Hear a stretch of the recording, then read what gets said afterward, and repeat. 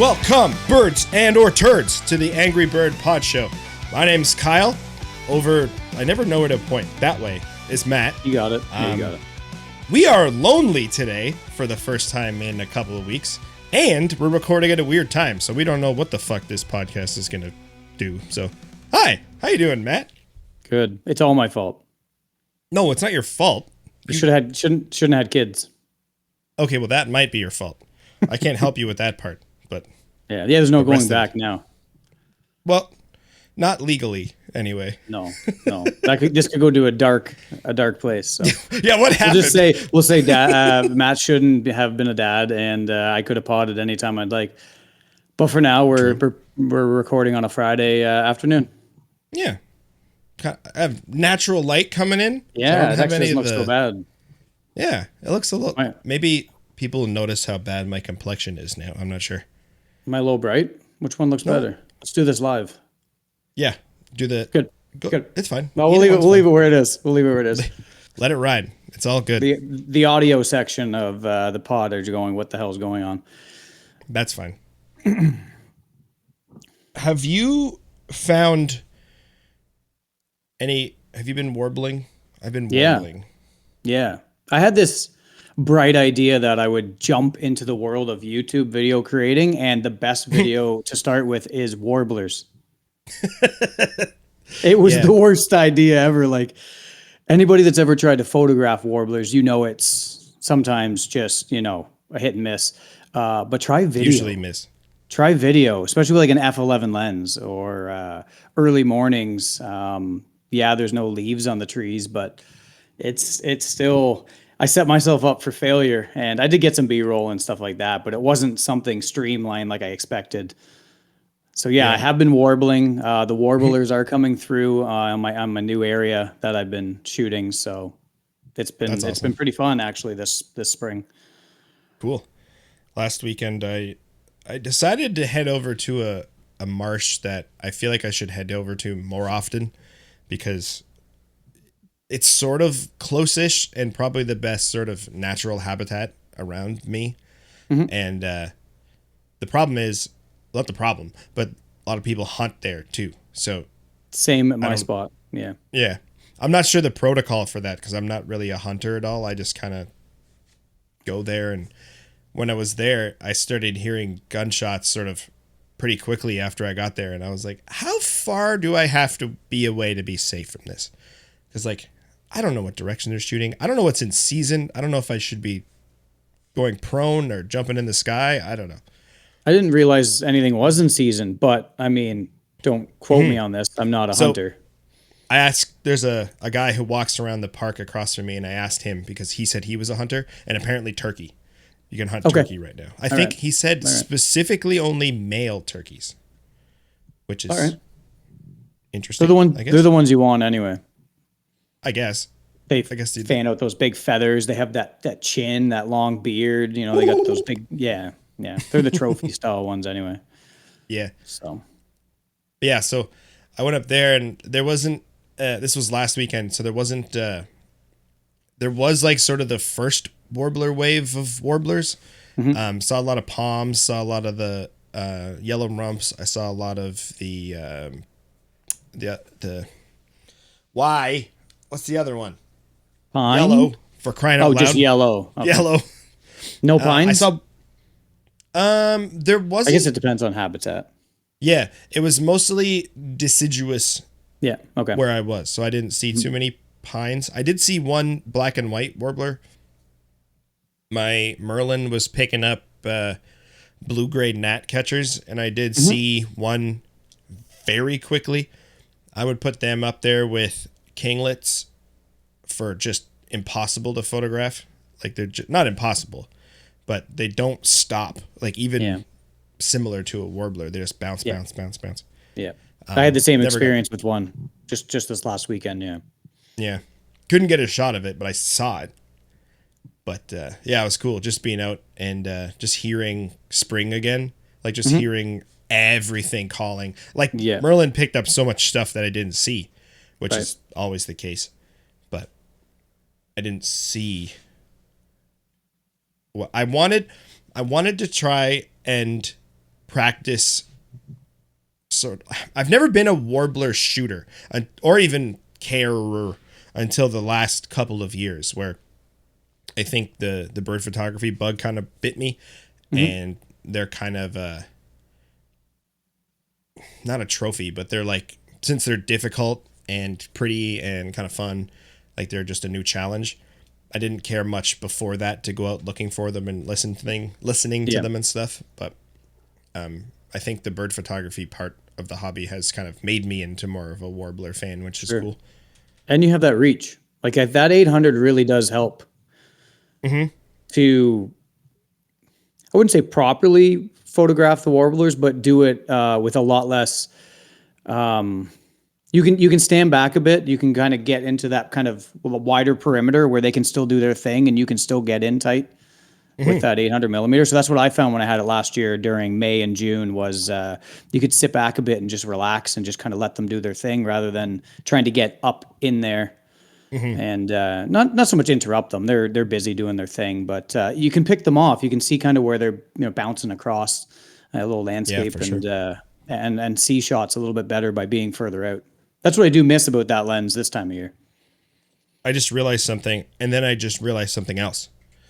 We didn't do something that we normally do at the beginning of our podcast, but I don't know what. I'm not sure. I have one, but it's upstairs. Do I run? I have one right here. I don't know. It's up to you. I'm going to open it now. Open yours. Okay. Go ahead. I do have a drink. I just forgot the twisted tea. It was the middle of the afternoon. I didn't know if you were an alcoholic. Turns out you are. Turns out, yes. Yeah. But at least as long as one of us is celebrating with the annual, the semi bi-monthly twisted tea, then we're good. Oh, yeah, exactly. Yeah. There has to be one present. Yeah. I don't know if I said this on a podcast before, but me and my two best friends have this, like, it's probably 20-year long game of rock, paper, scissors going. And no, I didn't know that. No, it stemmed from a Sum 41 DVD that came with the album Does This Look Infected? So on that DVD, they play I keep wanting to say Red Hot Chili Peppers. They play rock, paper, scissors really quickly. So that's what we started doing, is playing it very fast. And then it got to the point where we were getting confused about what we were throwing because you're playing too fast. So we wrote rules at one point, and then we lived together like a long time ago. So then from that point on, we just have been playing it. And where was I going with this? One of the rules that we wrote was that a can of peaches had to be present in the house in order for the challenge to be able to be put forth to the person who was the champion at the time. Because I think it was Alex, really likes canned peaches. I think Matt does too. I was going to say someone had to like that for that to be part of the rule. Yeah. Yep. It was just I can't remember if it was Alex or Matt because it was so long ago, but one of them likes canned peaches, and we just had to have a can in the house in order, because we had one of the rules was you couldn't challenge the other person more than once in a 24-hour period. But that was reset at midnight. So occasionally we would remember at like 11:55 and do like a quick one and then do one in like 10 minutes. It was pretty funny. Is there a score at all? It's not that there's a score. It's just whoever won the last time carries the champion status until the next time the three of us are together. Yep. And it's only the three of us that can play with each other. So like we can't add anyone else. Okay. So really I was going to add, that was going to be my next question. So I guess Can you join? No. Yeah. You Can your co-host join? Come on. There's already one Matt, and I can't add another Matt into the fold. You do have too many Matts in your life. So many. Yeah, that's because they're good guys. They are usually. Do I know a bad Matt? Don't ask the internet that question. I got into an argument with a guy on an internet thread on Facebook, I believe, and he responded. He responded with, that never happens. He responded with, "I don't think I've ever met a Matt I liked." And I went, well, end of that conversation. You checkmate. Yeah, you can't come back from that. No. Am I supposed to defend all the Matts? So, well, all right. That's a lot of them. That's a lot Yeah. of mats that you would have to Yeah. be defending on that. Getting back to birds, because I don't know what happened there. Tangents. But, tangents. One of I think my favorite warbler was getting posted from a nearby park, and I want to come on the Angry Birds pod show and make a confession. So, are you ready? Oh, It's going to be yeah. pretty All right, heartfelt. everyone, turn your volumes up. Turn your Or just volume a little up. bit more. I'm a about little bit to. more. I'm about to confess something. So, I knew this bird. It's the black-throated blue warbler is my favorite, and I got a picture of one last year in the same park, but from a different spot. And there's a big stick just going right through the center of the bird. Like the head and the feet are kind of clear, but like between is just this blurry line. And I was like, freaking. Actually, I have two confessions. Now I just thought of two. Well, let's get through the first one. Okay, the first one first. So I asked somebody where I can only go to this. Well, not can only go to this park. I was only motivated enough to go to this park during my lunch period at work. And it's about a 10-minute drive. So I only had about 40 minutes to like find this bird. So I asked a couple people who I know had been there and seen it. I was like, where had it been hanging out? So they pointed me to this one little area, which turns out was the spot that all of the warblers were hanging out at the time. So there was a bunch of stuff around. So, but my goal, I went in, and this is something I think I should learn. So just like to target a species. So there was like parulas behind me, and I saw a magnolia warbler, and I might have seen an oven bird, but it didn't hang out long enough for me to positively identify it. But I was like zoned in on this tree, and eventually after 20 minutes or so, the black-throated blue popped up about eye level on the other side of the tree.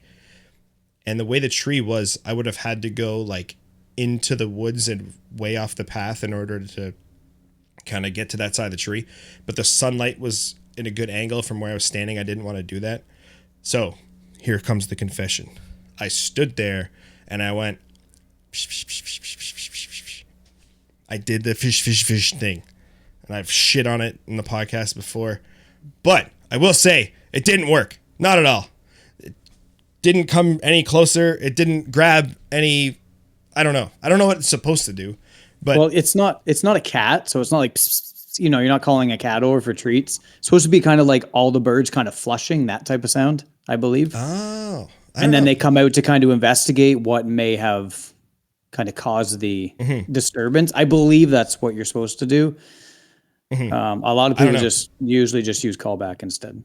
Well, I was thinking because I heard it actually call, and I was like, "Oh, it does kind of have like a raspy sound to it." So I was like, "Is me doing that callback, or is it a skill? Like I'm not just playing an audio file." Well, I'm going. there's a few birds, and don't put me on the spot here to do them, but there are a few birds I can do the call with my mouth, and I feel if you have that skill, that you should be able to use that. Yeah, I like that. I don't think, if you can accurately make a bird call enough. Yeah.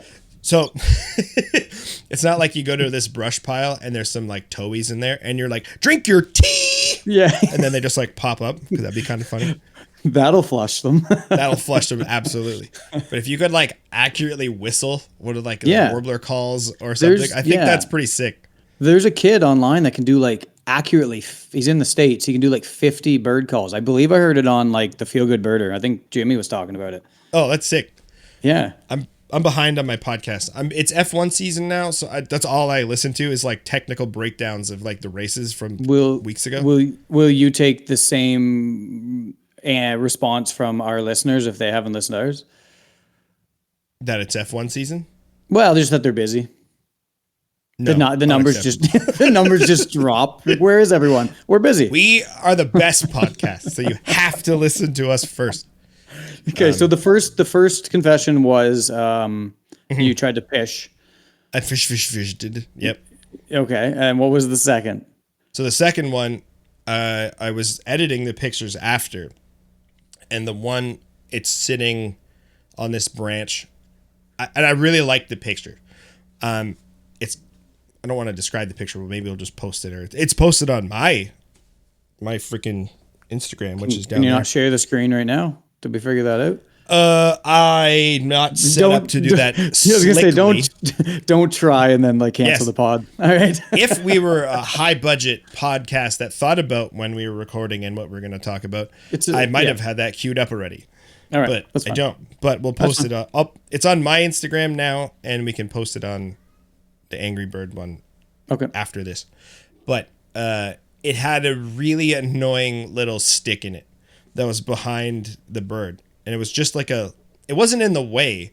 It was just like the rest of the picture is like a faded green, and the bird is all blue, and the only kind of dark areas are like on the bird where it's supposed to be black.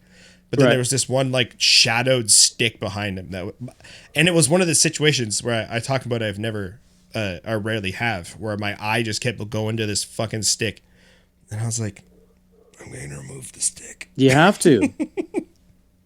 I don't see why you wouldn't, especially for like, where are you putting it? You're putting it on Instagram. Why not? Why not put your best foot forward? Hold on. Can you hear my dog barking? I heard a dog bark, so if it's yours, maybe not loudly. Like, this is the stuff that you're going to hear when we record at 2 p.m. on the afternoon. I apologize, but anyway, I'm downstairs. I can't yell at him. I can't yell at him. It'd be too loud. But yeah, you know what? He's yelling at like probably Amazon. They're there here twice a day. Oh yeah, that's my wife does. Good? I don't know. My wife usually buys most of the things. But I mean, I don't see an issue with. And I know you don't really either. It's just not typically something that you would do. Yeah. So it feels dirty, doesn't it? Well, yeah, but then it did make the picture better. So I was but I still don't. I would still say that I don't know where my line is. Like, where do I go from just removing like one little stick to like completely changing the whole scene the bird's in? You know, like. I think there is a line. I don't know where it is. I think that line is ever evolving, ever changing. Similar to the skills that you have with your camera, similar to the types of birds that you try to find versus your common ones. I think with everything, there's just an evolution to it, and it starts with sticks and it ends with background replacements. Yep. Starts. I mean, maybe not background replacements, but it evolves. You start to try new things. I think you should really try doing these things and hone that part of the craft, because it does present. You do want to get it done properly in camera, because if you do want to do contests, those photos are no bueno for most of them. They really don't want much being touched. But let's just pretend we're amateurs and we're just posting to Instagram, because that's not us pretending. I have to pretend I'm an amateur. You're right. And I say, just go for it. Like, I don't know. Do you feel that somebody that has like a 600 f4 or a 400 2.8 lens should be removing things from their photos, or because of the advantage of them having that gear, they should get it right in camera? Because ours is subpar. I don't know if I'm going to answer the way you want me to or start us down another path, but I think someone with a 600 f4 shouldn't be adding more lens blur to their pictures. That does seem a little bit unorthodox and unnecessary. I did find that. I think we spoke about that with Rain. I did find that one photo, and then miraculously I came across the Instagram account where they're all there, and it's hundreds of them with lots of blur. You had mentioned, you had mentioned this person is an award-winning photographer. They had mentioned on their bio. Sorry, they had mentioned. I don't know. I didn't know until I read the bio. Bios, I think, are like captions. I think bios are like captions. Yep. Yeah, you can put whatever you want in there. Just made up. But anyway, I should put that. We should say award-winning podcast. Well, why not? Yeah. Who's going to call us? They'll find out that we're not if they listen, but what's the definition of an award? Like, if someone gave us something because they thought the podcast was cool, we could have won that award. Yeah. Sure. Yeah, we could stretch that.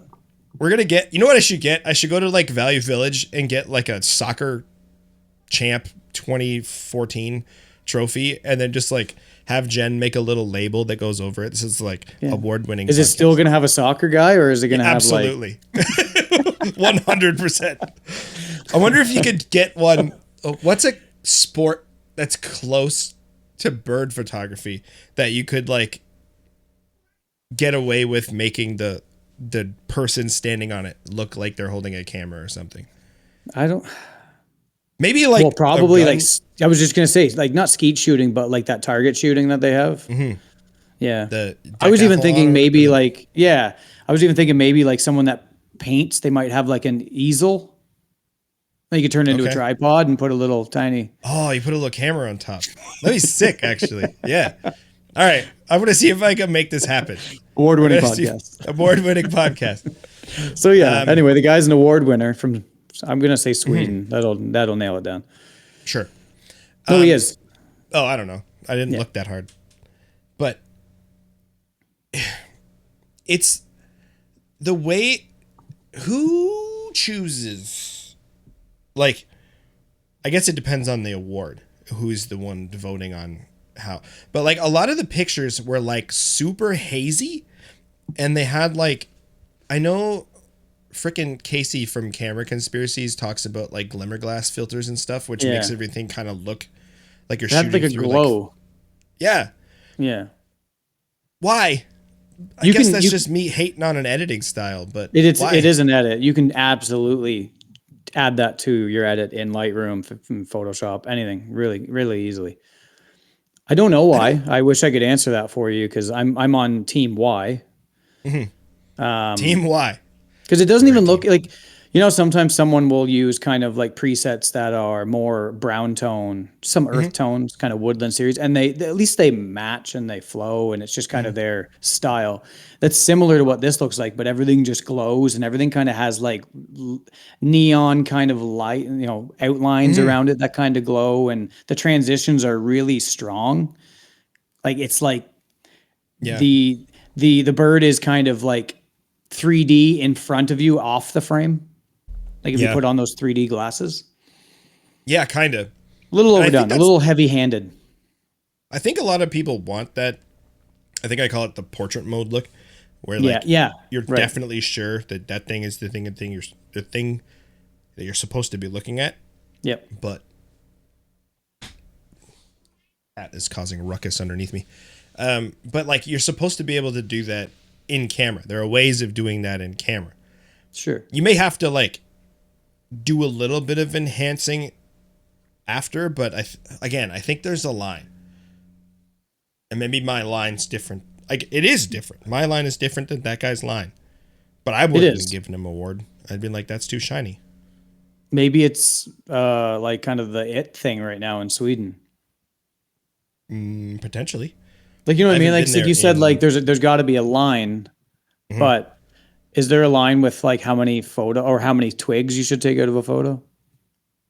Well, when we were talking about it before, you said that the scale is from stick removal to sky replacement, but is it stick removal to stick addition? So like you add a new stick that's better than the last stick if you don't like the stick that it was on in the first place? It's funny.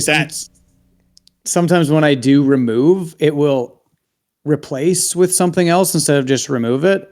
And it's like, oh, a new element that wasn't there. Do I like it or do I not? So there are times where I question if stick addition is something I might get to. Well, okay, because I've already admitted it. On the picture, you can see where the stick would have been because there's like a knot on the branch, which you would find anyway. Like if the branch had snapped off on its own, like if it wasn't there because of wind or a squirrel or something. But I was wondering how it was going to make that transition, because sometimes I've seen where it's a really unnatural looking component that's sort of missing now when you take the stick out. Sure. So to you or to everyone? It's interesting. I've thought about this. Does everyone else notice it? It's the same question as like, does everyone else notice this flaw that I know is in my picture? Right. I don't think so. And I think a lot of the times Rain does though. Like I'll send something to Rain and he'll Rain. Yes, I'll send it to him and he'll go, this looks a little fake, or I can see a line here where you added more canvas. And you would never know on Instagram. Yeah, you'd never know on Instagram, but Rain just has this wild eye of seeing where I've added or removed something. That's I cool. still don't care because most of the time Hmm. Instagram will hide that just with Yeah, compression and all that. But yeah, he's your guy. interesting. He's your Because guy. I've thought about that too. Because the picture of the bird's tail is really close to the bottom left of the picture, and I Yeah. was like, should I just like extend that a little bit? I didn't Yes. do that. The answer is yes, though. I know. I think officially the answer is yes, But but why I was not? like, I don't know, because I think when I don't like faff. Do you know what I mean when I say faff? No. I And know not the FAP. expensive car dealership from Toronto. I know FAP. Nope, that's different. Faff is like just like extra shit that you need to do for something. So here's a Okay. controversial opinion. I'm not going to say I don't like because it's not true. Taste, fine. I won't ever really choose steak because you have to do so much work to get the steak. You have to cut around bones. There's like gristle sometimes on the outside, and then there's like tendons and shit on the inside. I just want to eat the thing. Bones flavor, gristle flavor. Like you're just It's cutting off true. all the bullshit. It's true that that is the flavor. I did, and like I said, taste wise, great.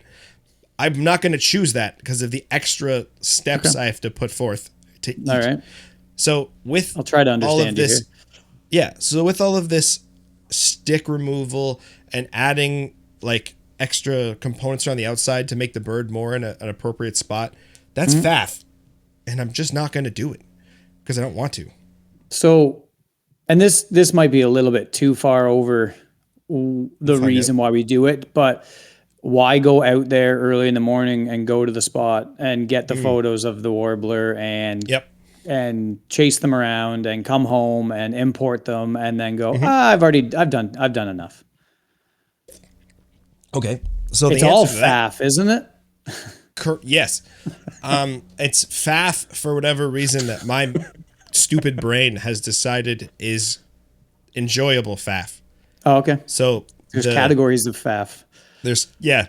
So it's yeah, good example of something that I don't find faff, but I know is a popular or not a popular, but a well-known reason that people don't do this hobby is I actually kind of enjoy maintaining a fish tank. So knowing the water chemistry, knowing the filter needs to be certain ways and like cleaning the sponges and like scraping the algae off the inside, like that's all faff, but it's faff that I kind of find sort of cathartic and enjoyable. And when I'm standing out there with birds, that's usually my happy place. So it's not faff because it's part of the enjoyment of the thing. So then what's going to happen is someone's going to go exactly with steak. And I'm just like, for me, for whatever reason, it's not. Give me a burger over a steak pretty much any day. But if you're making steak, I'm not going to say, can you make me a burger? I don't want that. I'm not going to Or do can that. you I'm cut gonna it eat off? the steak. Can you cut the gristle and it off the bone for me, please? Can you chew it while you're at it for me? Because I really don't like to do that. Yeah, how far are we going with this? Can you just like shove it in my face? I don't feel like picking up a fork. No, not that far. Like I had steak last weekend at my buddy's house, and he knows that I feel like this. And he was asking, I think he wants to convert me to a steak person, so he made us steak. And he was like, "How is it? How's it?" And I was like, "Yeah, it's fine." He's like, "Yeah, but like, how is it? Try mine." And he would like cut off a piece of his, and like it was good. And I was like, "Yeah, it's pretty good. Like it tastes great." When steak costs as much as it does and it's how manly it is to cook it, you want that gratification of someone telling you how good it is. You know I what I mean? It think just that's kind of probably comes. part of it. Yeah, it just comes with it. He made some great salmon too, and the vegetables and potatoes. Everything was great. But like I think he wanted I don't know if he wanted to convert me or it was what you said, right? He's just like he needed that gratification from me. And maybe I'm the bad friend. Maybe that's what we're talking about now. You're just not Sorry, interested Devin. in that faff. I'm just not going as far as giving you compliments. That's just too much Yeah. work. Yeah. Yeah. But yeah, like standing in a swamp when I'm not sure if I'm going to have ticks or not is Oh, faff, but also fun. I have So- I have tick itis right now because I was just Yeah. out I just went out to the pond and did a thing. And while I was out there, every time I come home, I feel like there's ticks on me. Yep. Does anybody else get that? Like, leave a comment. Like, if you come home and you have this like fear of like just, you never feel a tick. You always end up finding it usually, typically. Finding it on you or sitting somewhere. Of the time, yeah. But I feel like they're just all over me. Like for the first 4 or 5 hours of me coming out of these, I've never found one at this spot, but I have found some on me just in general. So it's just this mental thing I got going on in my head. Did I tell on the pod about the ticks the other week at work? Yes. Oh, not on the pod, I don't think. You told me for Earth Day there. We had like an Earth Day cleanup around the property, and I would normally look at this small field that's around my work, and I would go, I'm not going in there. That's tick central. But then people were walking around in it, picking up garbage. And I was like, all right, I'll join in. So going out there, picking up some stuff. Get back Get back to the meeting spot. And someone was like, oh, so-and-so went inside and she found a tick. And I was like, ah, crap.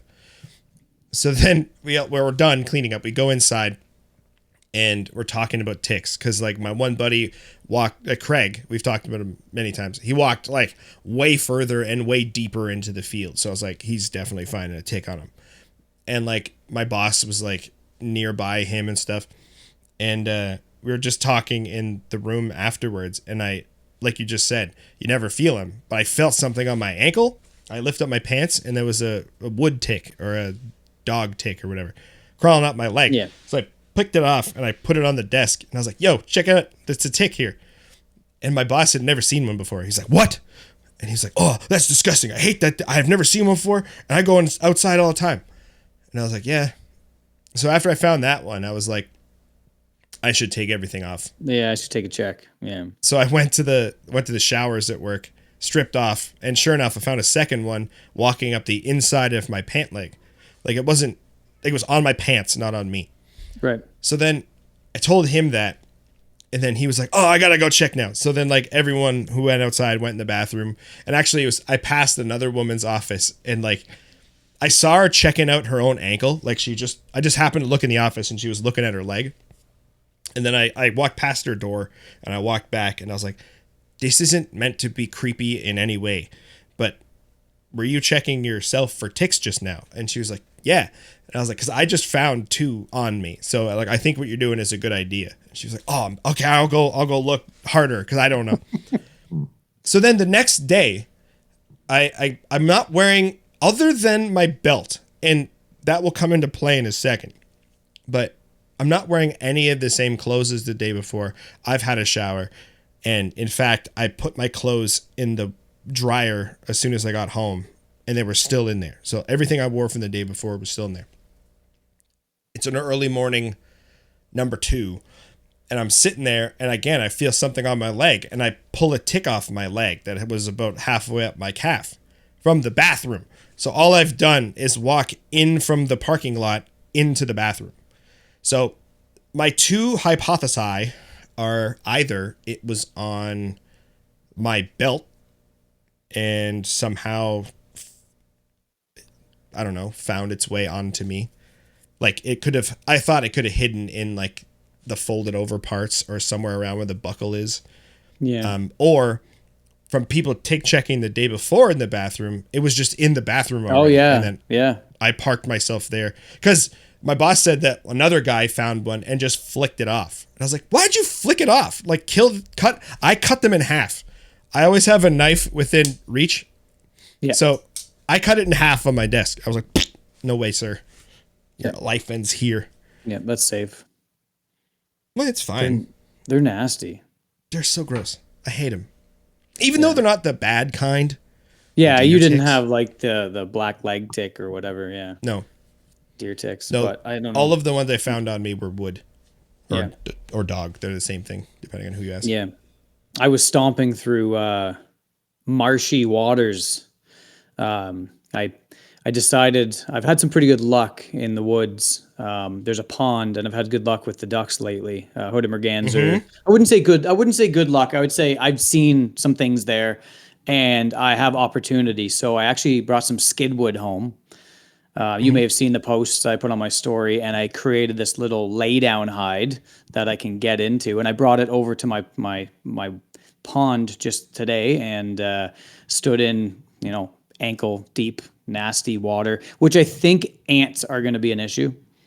Oh, I was okay. moving drift. I was kind of moving like these waterlogged driftwood and flipping them over so I could get a bit of. I didn't put the duck hide on the grass. I put it into the water, and it's kind of Oh, like boggy water. So I grabbed these driftwoods to kind of put underneath the legs of the skids, just so it didn't completely sink in. yep. And by the time I had set up, put my lens hide over top of it, put my yoga mat inside for tomorrow morning, I was just doing with my camera. I'm like, hey, check this out. This is what I've done. Just doing like a little narration. And I could see 4 ants just crawling all over it already. And I went, this is going to be a goddamn problem in the morning. I don't Yep. know if they're biting ants. However, I went and did an oil change and grabbed some groceries after I left the forest, and I was sitting in Ford waiting for an oil change, and I did have one bite me right on the outside of my belly. So I'm like, this is. I might have quite the story for us after tomorrow because I think I'm going to get obliterated by fire I ants. hope not. No, I I think I hope am. you have a good story, but I hope you don't get attacked by ants. I don't know, dude. Like, I'm going for it. I have a yoga mat down. I have a cover over me. I'm gonna be in my camo in there. I'll have probably a sweater on or something to lay on. I might get them on me. I might get a few bites on my hands, but I think overall they're not gonna completely destroy me. So between ticks, ants, spiders, any type of amphibians that I was walking through, like I don't know what I'll find on me when I'm done potting here. Because I Well, like, basically came home and Kyle's like, "You got time?" And I'm like, "Yeah, I got time. Give me 10 minutes to sure. put the cold stuff away in the fridge and freezer and start recording." So that's why I have this Yeah. like tickitis right now because I haven't You're just checked like, myself. Well, I haven't I know. checked, so I have no idea what I have going on. Yeah. I know exactly what you're saying. I even told the story to someone today, and the person I was talking to was like, she found one in her bed yesterday from her dog. And I was like, that's Yeah, they bring them in gross. all the time. Like, that's If you live terrifying. in, yeah, especially if you live in like a property that kind of just like backs onto a field or something. Yeah, yeah. I'm At least I'm scared in that, town, so. yeah, I'm scared that I'll get them at my house, but I'm going fucking postal on my whole yard. I'm going to burn my house down if I find a tick on my property. That's bold. Some would argue that's a bold strategy, but we'll see if it pays off. See if this pays off. Yeah. Yeah. Yeah. But I think it's going to be worth it. I think all the Burning my critters and house all, down? no, the I know. dealing with the critters. Yeah. I think it's going to be worth it. It's going to be Well, quite a spot. It's been already pretty good. I just need something that I can get into where the ducks aren't going to see me and take off. I want them to, there's a wood duck box right beside where I have it. I've seen the hooded mergansers and the wood you're ducks spawn there. camping is what you're doing. Yeah, wouldn't it be? Yeah, a little cod. Wouldn't it be awesome if there was like wood duck babies that I could shoot there and they got comfortable with this thing? So I think it's worth the effort. I took my kids' collapsible wagon. I filled it up with skid wood. I filled it up with my DeWalt drill. I filled it up with screws and the cover, and I dragged it across open grassland and then into the forest and around the pond. So I put in the damn effort, and I goddamn hope it. I hope it works. That's what I you hope should it have been works. making the video on. Yeah, you're probably right. I think that's faff for me. True. I can't deny that. So Like, yeah. I have a one-track mind where it's kind of like, this is what I want to accomplish. And then before I do it, I'm like, this would be really cool to document. And then I go and do it. And I feel like while I'm doing it, it's already enough work that adding documentation to it would just add to stress levels or add to the thing of maybe I miss a step of where I positioned it. Or maybe I forget something at home because I'm focused on something else. I'd like to think I can multitask, but as I tell you guys now, it sounds like maybe I can't, as well as I may assume. Yeah. I can multitask if all the things that I'm tasking are things that I want to do. So Yeah, like yeah, today that's not really a multitask, but I had a small house related project that I wanted to kind of do like today, and I did it. It just involved drilling some holes in the wall, But then like I came home and I had some groceries as well, and I got in and I just started doing the thing I wanted to do. And then I look over and there's like ground beef just like sitting on the counter. And I was like, I got to put that in the fridge. I know that as you say that, I'm wondering if I did get everything from my groceries put away. My wife's going to come home from the city and be like, why didn't you put the chicken away? And I'll be like, oh shit. Yes, I had to pod pizza. I had to pod. Yeah. Yeah. Yeah. I basically wanted, so with the NAS I have, part of the reason that I have it is to store like shows and stuff on it so we can watch it later. And there was this app called Plex for a while that we had set up. It's still a thing, but it's kind of getting dumb. Like they're starting to do dumb stuff. So my wife found this thing called Jellyfin. And because I'm in IT, she was like, I wonder if we could like set up this Jellyfin thing. And it's functionally the same as Plex, but a little different. But I needed a different computer to run it. So I was like, okay, well, I'll see if I have enough stuff around to make a computer. So then I accidentally built a computer. And I was like, oh, I do have everything. So I got it all set up and it was working. So I was like, sick. But where I had it plugged in was just over here. And I already have the computer that's doing the recording of this podcast right now, the NAS that this is getting recorded to. And I also didn't want a third computer just sitting there. And I was like, that's too many computers for one. Yeah, I think so. So I was like, but maybe not for award-winning podcast. That's true. Maybe an award-winning podcast needs 3 computers within arm's reach. So I was like, I'm going to put my crawl space. This has nothing to do with birds. What are we talking about? But anyway, basically I put a computer underneath in my crawl space and ran a long HDMI cable to my TV. So now it's down there. So that happened. Just in the middle. This has nothing to do. I was like, there's tangents, and then there's like, this is a different subject entirely. That's how our brains work, though. That's how we knew this was going to be something we can we're spitballing here, folks. So, you got to just go with the flow with us and ride the waves. So the black-throated blue was 2 days ago, and I went back to that park yesterday to try to get different warblers, because like I said, there was parulas, which I've actually never actually seen before. I technically have seen underneath of one, I think now, because I did look up. There was 2 or 3 other people standing there looking at those, and I was like, I kind of want the black-throated blue. So I didn't try to take a picture of the parulas, but I could hear them. So I went back and I couldn't see shit. There was nothing. There was one Nashville that showed up. There, honestly, they were probably there, but they weren't making noise. They weren't active. They might have moved on. Right. They seemed just kind of hang out at this park temporarily and then disperse from there. But then a bunch of khaki and Tilly hat wearing fellers came by, and they were looking for stuff. Those are called birders. Right. Okay. A bunch of birders came by, and they were like, "Oh, there's something over there," and I was like, "I think it's a Nashville," and they're like, "A what?" I was like, "A Nashville warbler," and they're like, "Oh," and he's like binoculars, and he's like, "Yep, it's in Nashville," and I was like, "Okay, thank you." But he's like, yeah, it's a little dead in the park today. We're supposed to get on a wave tonight. I've been following these satellite images and blah, blah, blah. And I was like, wow, like I'm into it, but he's into it. No, he's first or second year birder. Someone that's doing 5 or 10 so? plus. Oh yeah. 5 or 10 plus isn't trying to do anything like that and show you how into it he is. He's still, he's still finding himself. Where does starting a podcast go on that scale? I remember doing that though in the field. I'd be like, trying to show how much I know sometimes. And it was like, that Dunning-Kruger kind of thing. I'm way up here right now, but like just fall down a little bit and just do your thing. So I guarantee, he's probably a first year birder. Yeah, maybe that's true. I met a woman there too, who actually I saw her the day before. And when I guess I didn't finish the story. So the black-throated blue, after I fished it,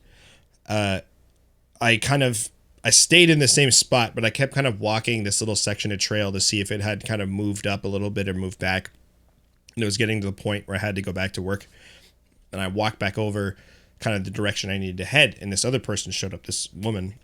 And she just stops and she goes, "Oh, there's a black-throated blue right out in the open right here." And I was like, "Yeah, I've been chasing him for like half an hour." But he stayed there in the open. And all of the decent pictures I got were within like maybe a 5-minute span of time when I had intended to leave. So it's that like, do I leave yet? Like that FOMO fear where you're like, should I stay for an extra 5 minutes? What am I going to miss? Yeah. Right. That time it worked out, but it doesn't every time. So it's hard to predict. Yeah. But like she came back the next day and she's been there the whole morning and she said that she was having trouble finding anything that day. So yeah. And it's early. There's still lots coming through. Like, oh yeah. I heard just setting up the blind today. I didn't shoot today, but I went out last weekend and shot, and this felt like there was double the birds that there were this last week that there is now. Stuff's really, there's barely any leaves on the tree. Now, maybe your way there are, but we're just starting to get some leaves on the trees. They're kind of slowly starting to open up. But I was down in the city yesterday, and like they look like they're a week ahead of us. A lot of the trees, the earlier ones that bud. Yeah, I think so. I'm staring out my window now, and I have some sort of maple and I think a horse chestnut, and they're about 50% of the way there, I would say. Yeah, like there's still buds, but there's a lot of leaves, but it's not. They don't look like trees yet. Yeah, yeah. That's the thing. Like you get that big wave when the leaves are coming out and all the insects are all over them, but then it's the worst for photography because now you have the leaves to contend with. Like you want to get there like with before the leaves, and then they end up kind of screwing you when it comes time. Yep. But so got to take the good with the bad, I guess. I saw a Nashville warbler in my park the other day too, but I didn't get any shots of it. It was on the other side of this big tree right along this river, and it wasn't cooperating. It didn't want to show off for me. The black-throated blue was very nice after it showed up. I like that because yellow is boring. Like it's not, but everything's yellow. I like blue. My friend the other day told me that the blue color is the most common color in birds in nature, if that makes sense. Interesting. I haven't fact checked that. I'm just going by what my buddy said, but is this globally? Yeah, it has to be globally. I guess I got to think that there's more blue fish, but I haven't checked that out. I should Google that. I should look before fucking repeating shit. But this is what tangents are all about. You just go off on a tangent and you're right or you're wrong, and it is what it is. I'm just committing. Yeah. A lot of people try to get engagement by just saying things wrong. So then people jump off in the comments and fight about it. So I mean, it's a tactic too. That's true. So I should say something controversial. I tried to at least. What could I say that's controversial? You don't. I don't know. Nikon sucks. No, I don't know. I think it's controversial for 30% of the people, maybe. Yeah, I would actually. Yeah, I don't think they do though. I'm lying when I say that. No, they don't. It's just a funny meme. I got this like weird line across my face. Oh, where is it? Right here, right there. See that? See the hot spot? Shadow. See the hot spot? What if I take this off? Oh, look how bright it is. You have a pot light shining right on you. Yeah, I have a window looking down upon you. I have a window right here, so if you ever see this line along my face, this side, it's because we're recording at 2 p.m. again. That's the signal. It's like, there's an afternoon podcast. I did have ideas of putting some stuffing some pillows up there. Maybe if I just move over a little bit. There we go. This podcast is going to be called Winging It. Sure. Or so, I don't know. They didn't come up with anything clever yet. I'm interested to see how your hide works out because you've already had some decent luck. Like, I really like the shot of that wood duck with the hoodie in the background because that's a good twofer. It is. Yeah. Unfortunately, I had a lot of vegetation in front of me that I shot through that was really close to the element of my lens. So it wasn't going to affect the focusing, but it affected kind of the image quality and the sharpness Yeah. just because I was shooting through it.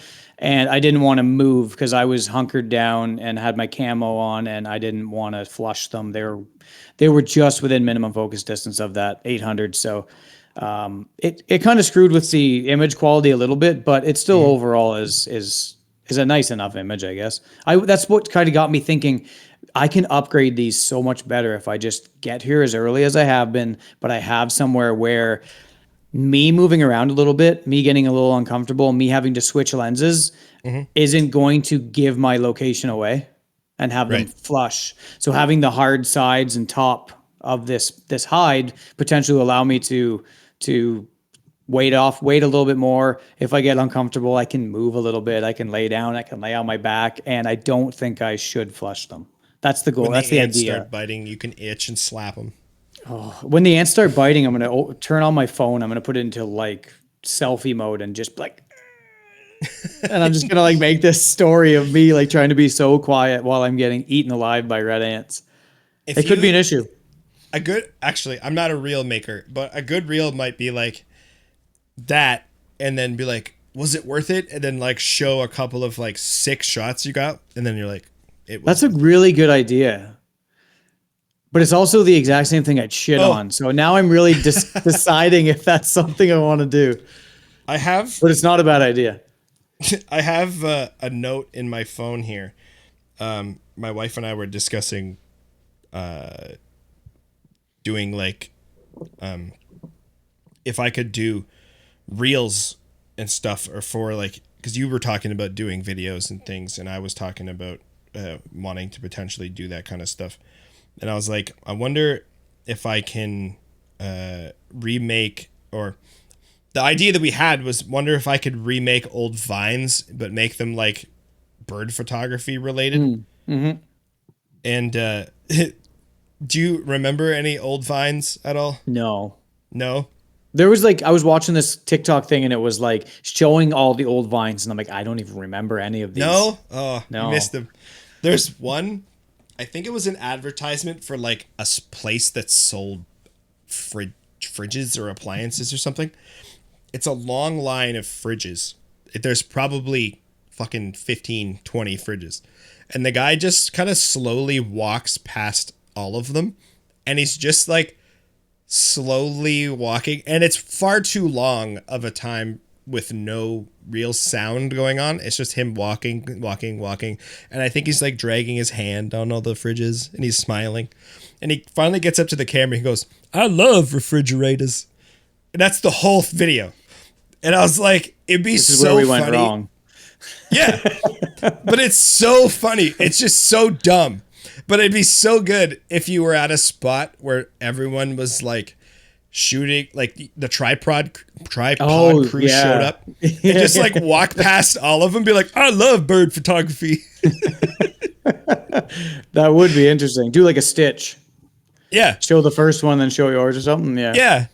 And another one I thought of, it might be my favorite video on the internet. And I know that's a big statement. It's 7 seconds long because Vine. And it was the best thing ever. It's a guy, it's 2 guys playing disc golf.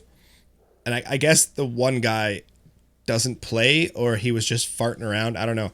But he just winds up with this huge throw and just whips this fucking disc just like over a highway that's to the right of the disc golf course. And the audio is just, what the fuck, Richard? So it's just like, pew! It just, this disc is gone. So we thought it'd be funny if like we're walking, like you could be walking with your camera and your like lens cap falls off and rolls really far away. Be like, what the fuck, Richard? You might be actually really good at this. You need to. I know. I think you should do a few of these. Well, no, because this is just copying something of someone else did. That's okay. But making it apply to me. History always repeats itself. That's true. Flare jeans came back for a bit. You know. That's true. Oversized clothing. I think we're now the age that band shirts that we knew are back now and cool again. But the people wearing them don't know who they are. You could ask them. I was watching a reel and it was like, do you know who Van Halen is? And they're like, no, but they're literally wearing a Van Halen t-shirt. Mm-hmm. Yeah. Yep. It's sad. It's Now sad, we're getting old. If the grades yeah. didn't. Now we're just talking like we're getting old as well, not just visibly aging in front of your very eyes. Yeah. But yeah, I don't know. It's one of those. So getting back to Faff, it's kind of like doing those vines or those remakes of vines or video is another layer element piece of Faff. But at the same time, when I talk about Faff, when we started this whole podcast, I was like, I don't want to be the tech dude. Like, I don't want to be knowing how to upload a podcast. I don't want to do that. That was Faff. Now that I've kind of learned about that, I'm like, oh, this is kind of cool. I've tried 2 different microphones now, and I'm definitely not reading reviews on other ones. I wasn't watching reviews last night on microphone arms because I want different one. Of course you weren't. No, and I'm learning how to use OBS and being able to do cool stuff with this whole like with double view thing and being able to do video like this. So I'm like, I am learning. So maybe that's the next step. Sure. And you're especially seem motivated to do it too. Yeah, I just haven't taken the plunge like you. Like you took the plunge, you've now kind of streamlined it a little bit more, which makes it seem like less work, less faff. It's less work for me, more work for people connecting to this. Yeah. Some guests have experienced that. But as you've kind of streamlined it, it does seem like less work. And especially if you're interested in it like you are, it doesn't feel like faff. Maybe we should just name this Faff. Just Faff. I think it is. Faff. I think that's what it's called. And yeah, it's definitely Faff. I haven't really taken the plunge to get into it to learn all the shots that I need, narrate it properly, bring it back home, categorize it and library it properly, put it all together, get 50 different channels going in DaVinci. It seems like so much work, whereas like I get such satisfaction of just going out there, taking the shot, coming home, uploading the shots, and then just almost like not post and ghost, but just kind of dump and forget about it, move on to the next one. I'm always thinking about the next shot, and that's actually what I was going to call this YouTube series that I was going to piggyback off the Angry Bird Pod Show YouTube. I was going to call it the next shot, because I'm always thinking about what the shots I've taken now, what I've learned, and what value can I bring to the next opportunity. And that's always what I'm thinking about. And I don't know if I think I move a little too fast then to curate a YouTube video, but I do still have it in the back of my mind. I think, weren't they talking about that on the most recent episode of the photographer mindset?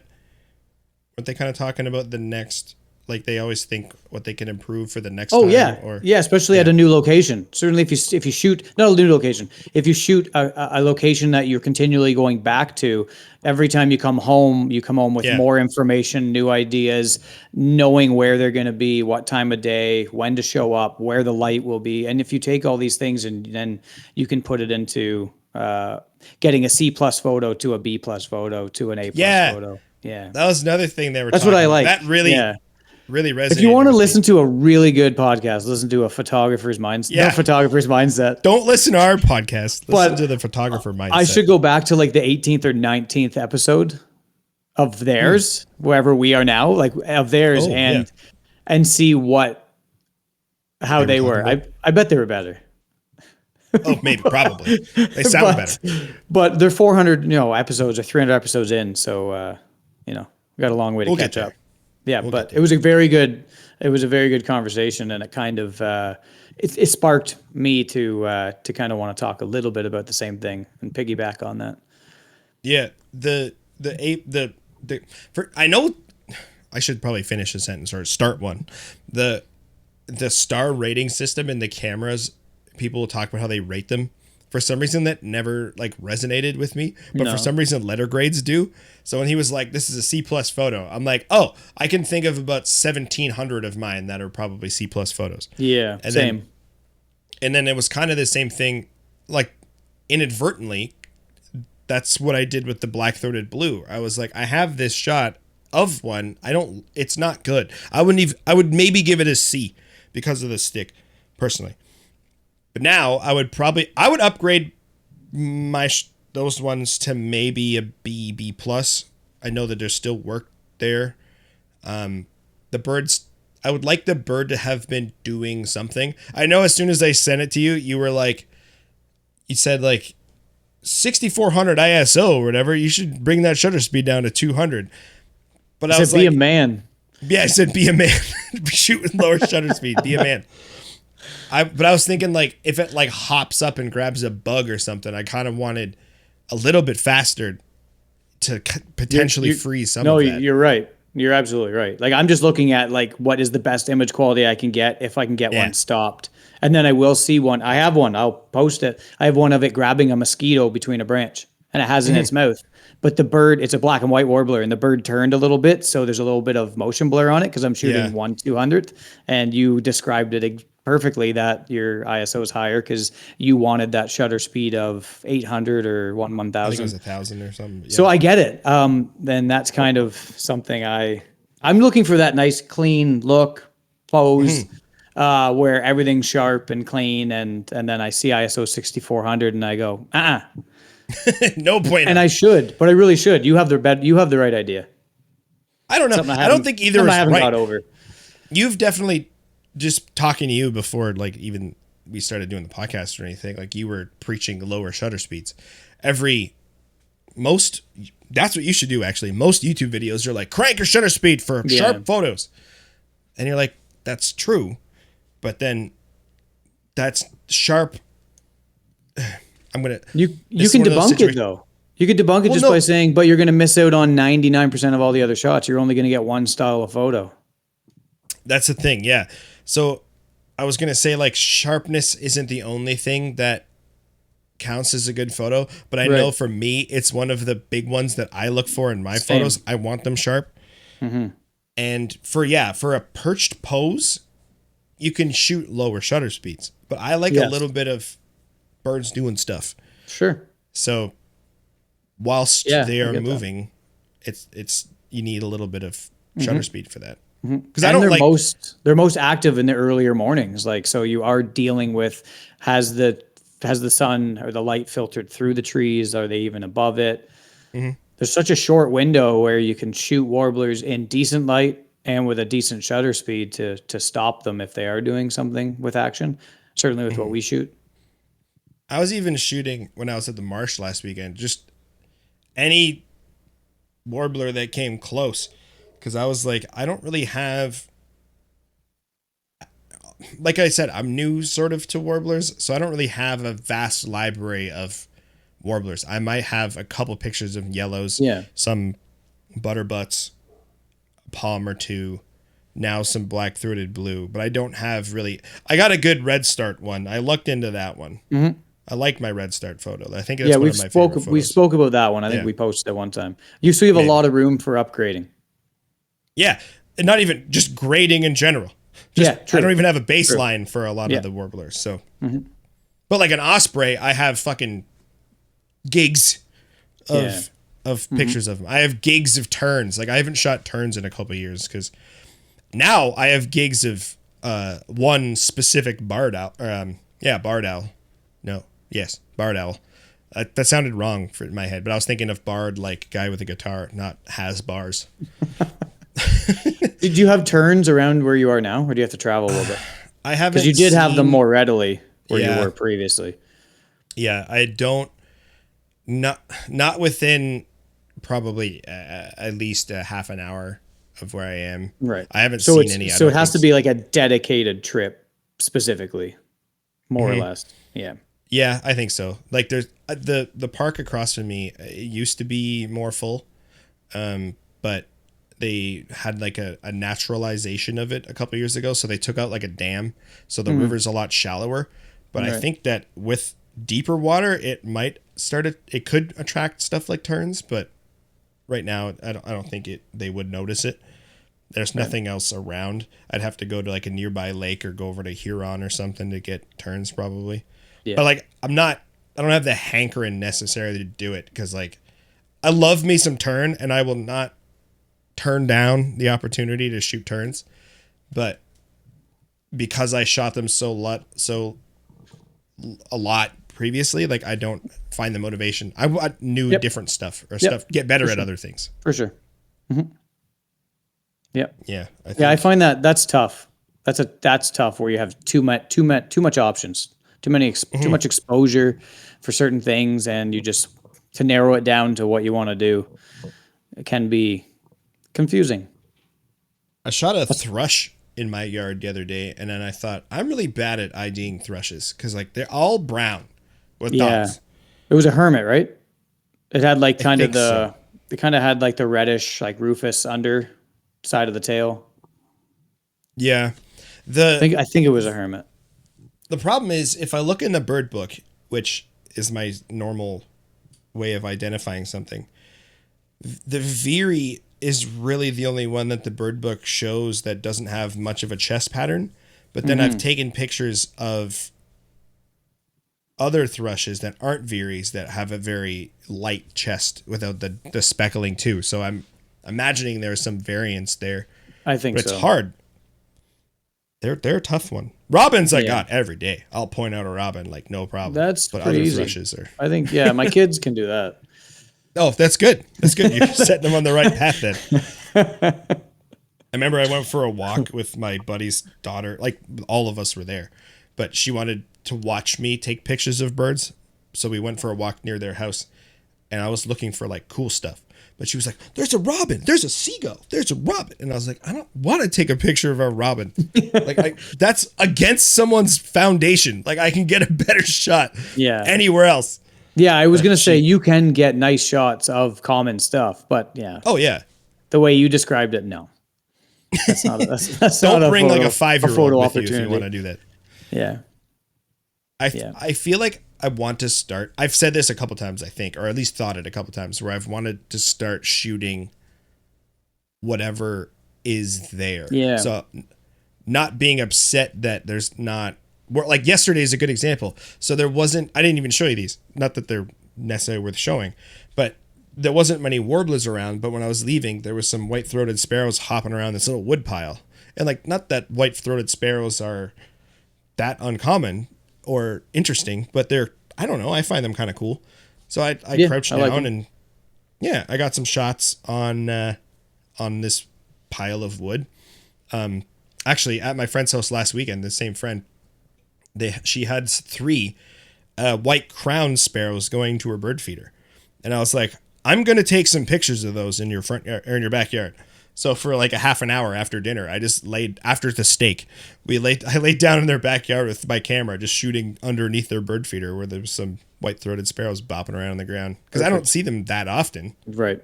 Yeah. And I usually only see them through fall migration. Yeah. Yeah, they stick around a little longer. Yeah. So I got some like commoner stuff that are decent. And I was like, all right, yeah. The interesting thing about photographing common birds and taking what is most accessible, there's another aspect to it where it's like you have to find a location that is pretty, that has shooting opportunity, and then shoot what is available in that spot. You can't really just go, oh, here's a robin up against the foundation of a house. It's common. Let's go. Like there still is that variable where it's like, okay, if I'm not going to go out and look for something that's rare, I'm going to look for something that's common, but I'm going to find it in a picturesque location, or you know what I mean? You still got to have that element, or else it's just a common bird photo in a common place. What would be a crazy location to take a picture of a chickadee in? Walgreens? Well, we don't have Walgreens. Like right inside. Right in the middle. On a shopping cart in the grocery store. Like that means with a list. Oh man. I think this is an AI photo. No, actually I think you could do that. If you had like you'd have to bait it, honestly. But like if you had like a little pile of seeds on a shopping cart inside a shopping center with like a little piece of paper on like a stand or something, you could get a chickadee over there. We're giving it a chickadee or a house sparrow. House sparrow for sure. Yeah. You had the one in the airport. Yeah, right? In Miami. The house in Miami, yeah. There was a hurricane coming and they were all inside the building just like, oh shit. They were bouncing around. There'd be like a guy sleeping, and then beside him on a chair was like a house sparrow, male, just like like just yelling at him. He's just That passed stupid out. sound that they make. Yeah. This is a true story. I love the Peterson field guides. They're my Bible of bird identification for me. I have Sibley, so there's something Okay. else we have wrong, or opposite, I suppose. Not wrong. Well, that's finally That's something else you have opposite. wrong. You're fucking wrong for whatever. But I remember getting this book when I was young, and they were trying to foster my love for birds that it was apparently blooming. So I would just carry it with me, and I'd look at a bird. I'm like, oh, I'm gonna flip through it. So I remember, like, this is, you ever seen the movie? I think it's called Inside Out, where like Yep. all the emotions Pixar. have yeah. So like this is a core memory for me for some reason. I remember being in a gas station, like my dad was pumping gas, and there was birds in this bush to the side. So I was like looking through the bird book, like, what is it? Fully convinced they were Townsend solitaires. And I was like, they look exactly the same. They're fucking house sparrows. So I was trying to show my dad. I was like, look, because the females are just basically brown, and the Townsend solitaire is basically just brown. So like, look, it's this. He's like, I don't think it's that. And I was like, look. So I kind of want to find a Townsend solitaire finally to be like, look, I finally saw one. I didn't think it was there a was house sparrow. there. I don't know if it was not this last winter, the winter before. There was one just like 10 kilometers down the road from me. Yeah, So they do occasionally show up. And there's been this year. There's been a summer tanager that was in Newmarket, and then there was a blue grosbeak at Sybil's Point, which was on Lake Simcoe, like 10 minutes from my place. So I didn't go. I knew they were going to be shit shows. There's a lot of people that like to govern how close people get, where they stand, where they should be, how they should handle themselves while they're there. And everyone has different ideas of how far you can push it or where you, what you should do. So I try to stay away from that stuff, but it sucks because I really want to go and enjoy it, but I just feel like I just get annoyed by, tens of people. There's a scissor-tailed in Peely, I think, right Yeah. now. A flycatcher in Peely right now. It was apparently, I saw posts of people going like, that thing is getting basically mauled to death down there. By photographers? Just not saying that they're encroaching, but there's just a lot of people around it all the time. It's the perfect time for Peely right now. Like this is the hot time. So I'm sure there's lots of eyes on it. I was thinking about that. I don't know if we want to go into this right now, but like, what is my opinion about doing that? Not Peely. Going to a vagrant? Or no? No, well, kind of. The people who just go around and shoot all of the like rare things because of eBird and what, like, I don't know, what is that concept? Do I like that concept? Well, can I see myself being that person? I don't think I am or do like it, but I also don't necessarily think that it's bad. I think the bad part becomes when there's 60, 70, 100 people all doing that. Like some of those like European Twitcher photos you see of like some American species over there and there's like 400 people. Yeah. Yeah. I mean, I don't think I have an issue with it. It's just my issues are all personal. That doesn't mean they're right or wrong. They're just mine. Right. That's all. And that's just what I'd rather. I don't know. That's where, like, I don't know, you lose friends and stuff because you're just like, do you? This is so offensive to me. And you're like, well, it's fine to me. Like, that kind of do whatever you want. There's two things. Like, you should be able to voice your opinion, but you should also not be married to your ideas. Because you're always going to like your photography techniques and like your ability to get a photo from a C to an A as you build and you change and evolve. Even your ideas and your opinions change. So it's hard to take a set opinion and stick with it. And those people are crazy. Those people are, I don't know what they are, gaslighters. I don't know. I fished it and took a stick out this week. I'm changing. You're a changed man. Your very eyes. It didn't work for you, so you probably won't try it again. The stick removal worked. The stick removal is. I'm gonna have you full on stick removal. There's gonna be a bird just like floating in space. And I just took out the whole perch. Yeah. Like, you sent me one. You sent me one of the black-throated blue, and right off the bat, I Mm. go full green, get rid of that branch. And you went, yeah, Yeah. maybe. And as soon as you said like, yeah, maybe, or I went, I'm doing it because I don't know if he's going to. So I did it, Yeah. and then I sent it to you. Yeah. That was I a don't know if it different makes one. it better, but it I don't just know. definitely gets rid of the eyesore of where my eye was taking me. That's all. I get that for sure. 100%. The reason that I was kind of like, not on the fence about it, because it's still like the whole stick removal thing, but I didn't know if I was ever going to post that shot anyway, because it's not, it showed the way that the picture was taken. It's like when I showed it to Craig at work, I was like, yo, check this out.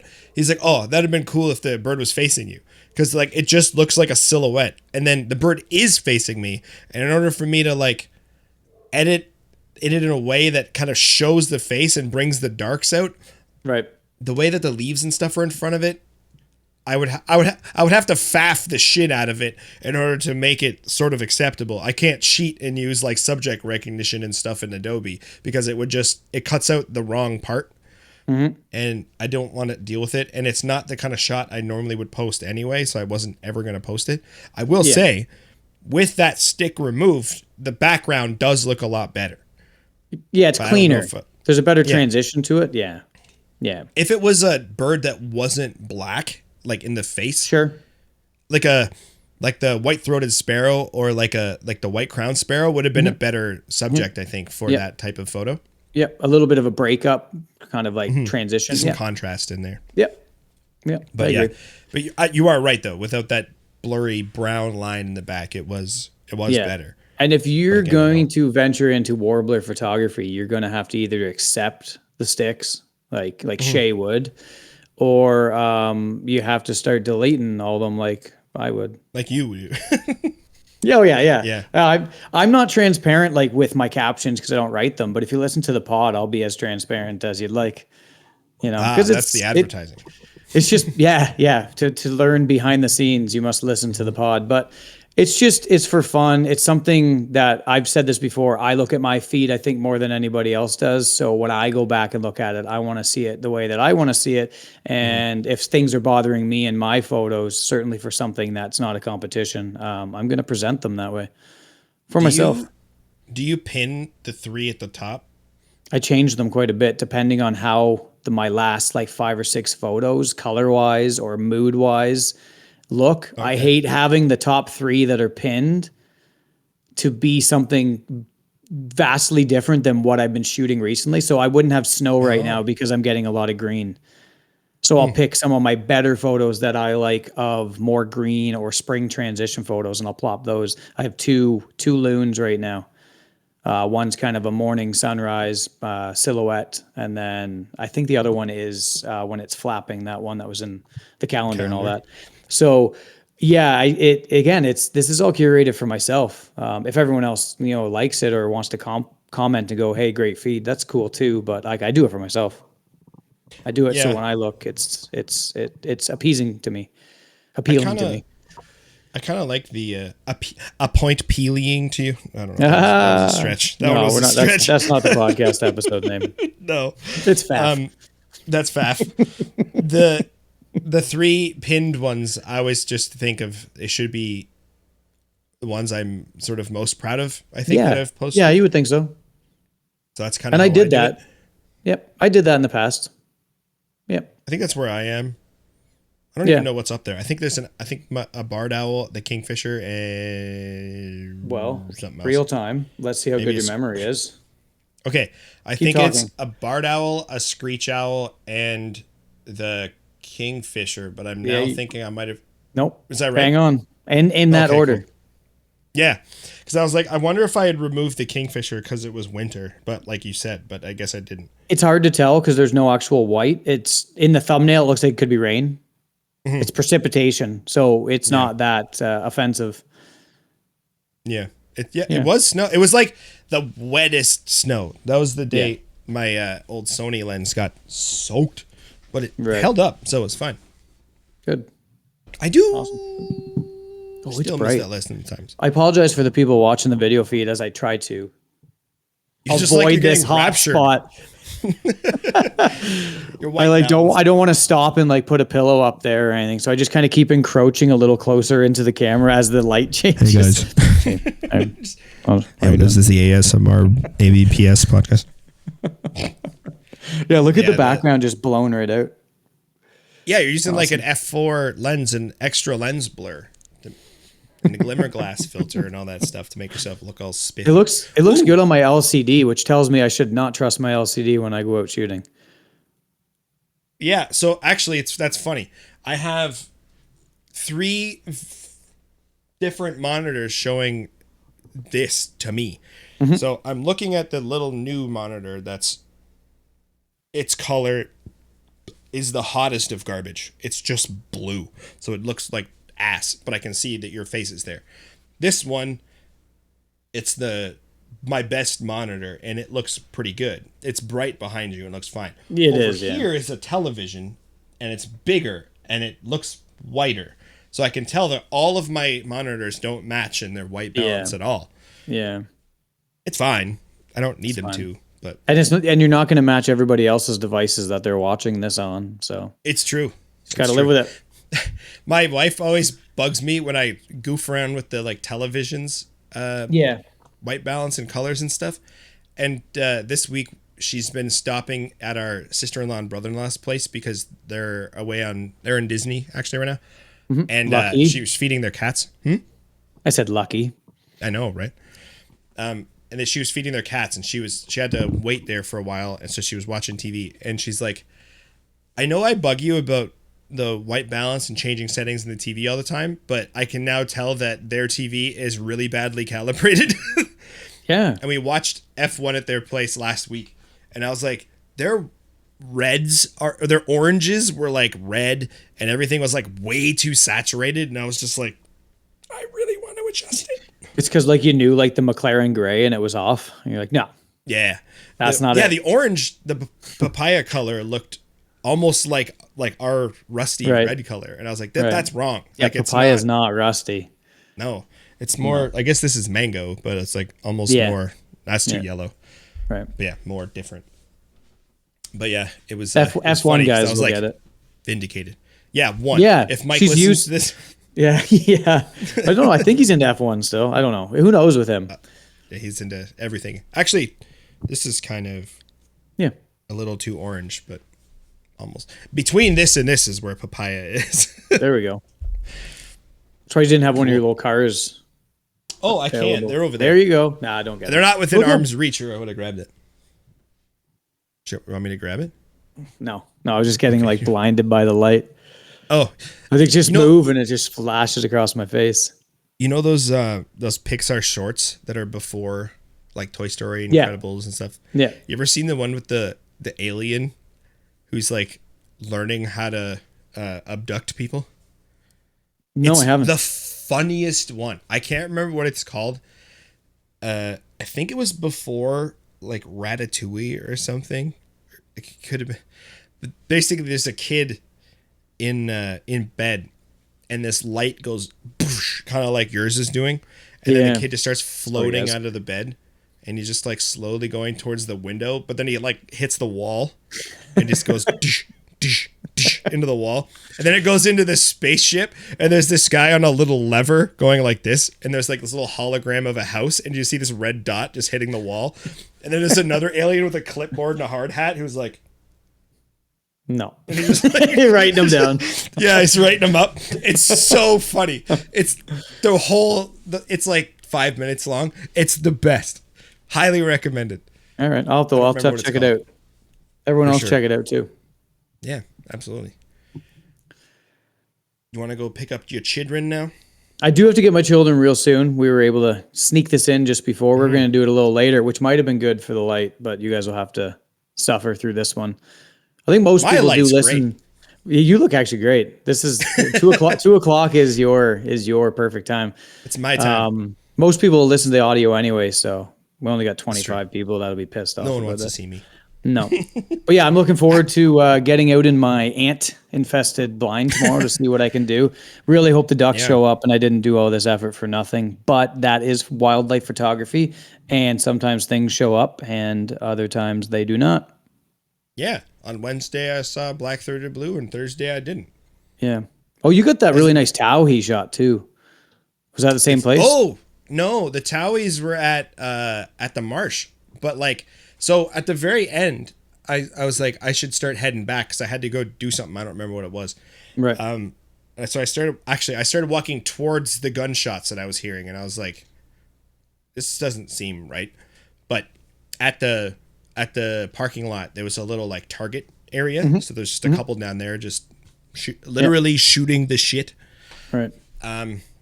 And before I got there, I heard not the drink your tea, but the other like kind of muffled fuzzy buzz chirp that they do.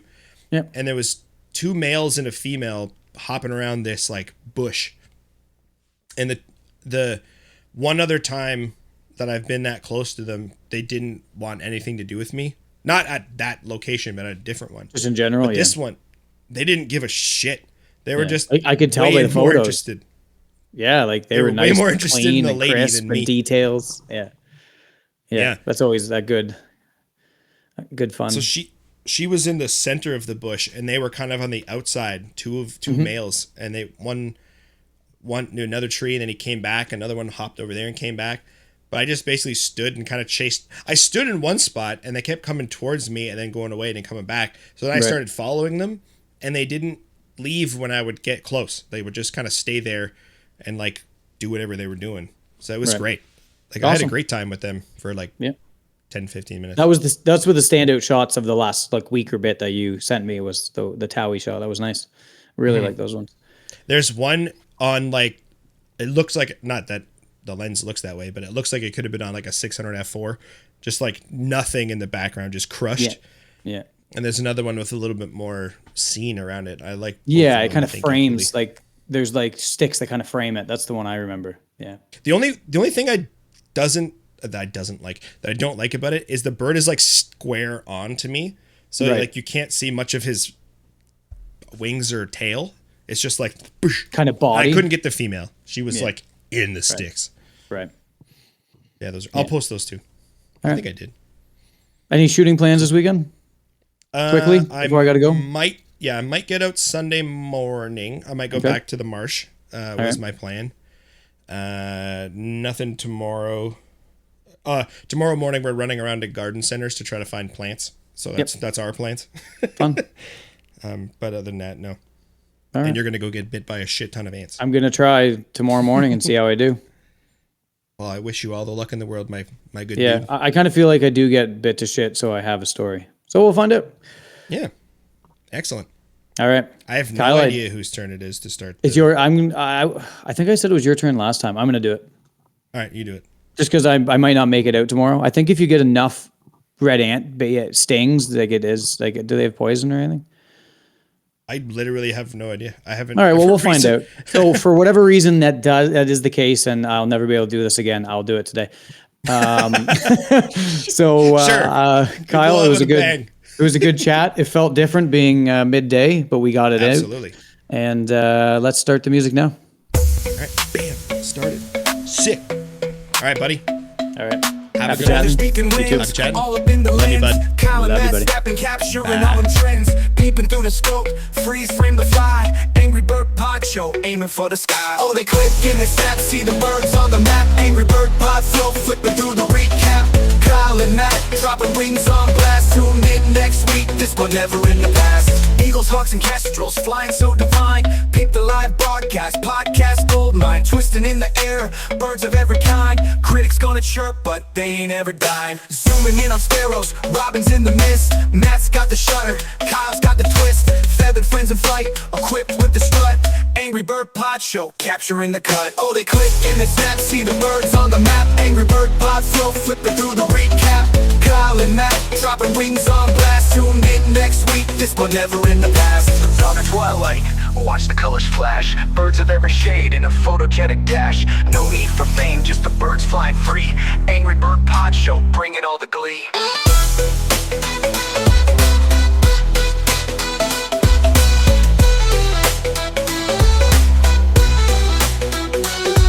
Oh, they click and they snap, see the birds on the map. Angry Bird Pod Flow, flipping through the recap. never in the past. Eagles, hawks, and kestrels flying so divine. Eat the live broadcast, podcast gold mine. Twisting in the air, birds are back, so fine. Brain Matt, dropping wings on blast. Tuning in next week, this part never in the past. In the past. Tuning in next week, this part never in the past. In the past. Zooming in on sparrows, robins in the mist. Matt's got the shutter, Kyle's got the twist. Feathered friends in flight, equipped with the strut. Angry Bird Pod Show, capturing the cut. From dawn to twilight, watch the colors flash. Birds of every shade in a photogenic dash. No need for fame, just the birds flying free. Angry Bird Pod Show, bringing all the glee. Oh, they click and they snap, see the birds on the map. Angry Bird Pod Flow, flipping through the recap. Kyle and Matt, dropping wings on blast. Tune in next week, this one never in the past.